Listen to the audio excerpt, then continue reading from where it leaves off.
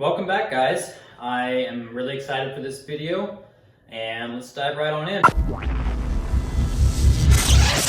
So today I wanted to talk about just another aspect of logging and what this channel is about, and that's how logging and whitetails can work together and the way they relate to each other, and how you can utilize logging for your hunting parcel as well. A lot of guys that actually have timber or trees on their property, or actually have property to begin with, hunt it as well. And so that's one of the things I love about my job, is I get to help people make that dream of having a big buck walk down the trail towards them a reality. It's a lot of fun.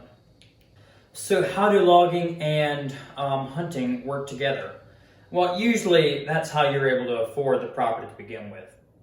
The forestry, the trees are going to provide the needed money, or at least help pay for the property that you're hunting.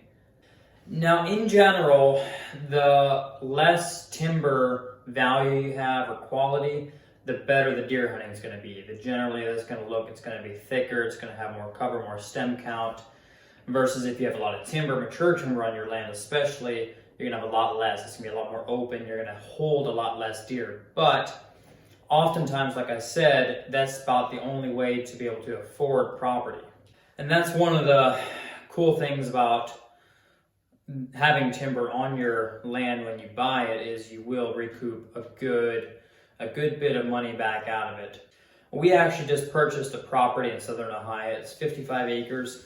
And after the logging's done and the money that we'll get back out of that timber, we will recoup about 30% roughly of what we invested into the property. And that's how big of a number this can be. And this is going to vary a lot. It's going to vary on, the amount of timber you have, the quality, the type of timber, species. But I mean, that gives you an idea of what is possible if you buy property with timber on it for hunting land. Now, so far on this channel, I talked about mainly how to manage your woods, and I'm going to continue to do that. But when you're looking at buying a property for hunting instead of actually managing your timber over long periods of time, it's going to look way different. So in managing your timber, you're going in, you're taking out the bad trees, you're taking out the very most mature trees, and you're doing it very selectively. When you're buying your property for hunting property, that's not what you want to do. You're gonna cut it pretty hard, trying to get most of that canopy out so you can get sunlight to the floor. That's going to give you a lot of stem count. It's going to get you a lot of regeneration of hardwoods coming back through, and that's what's going to begin to hold deer. And this is not going to happen overnight. It's going to take you several years. The current property that we lease out, we timbered out, and it was almost 3, 4, 5 years till it really started getting good. But the beauty about this is, when you're in there, you can do a lot of changes to the land that you wouldn't otherwise be able to. Depending on the crew, you can actually ask them to do something. If you specify something that you want done to the property, say some dozer work or something like that, if you do it before the contract is signed, more than not, that won't be an issue at all. Now, something I like to do when you're going in and cutting out your entire property like that, what ends up happening is you have just this vast, huge amounts of cover. And that, it creates a lot of deer just kind of wandering around. It'll hold deer, but it's nothing consistent. It's nothing that you can really figure out exactly what they're doing. So first off, you want to create food plots and begin to have that structure.